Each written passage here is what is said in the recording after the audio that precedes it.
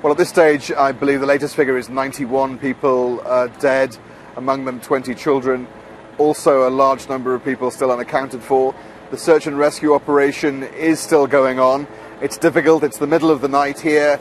There is the risk in the aftermath of tornadoes, of course, of downed power lines that still have power in them, of gas leaks. So obviously the authorities are proceeding with great caution, but also with great urgency.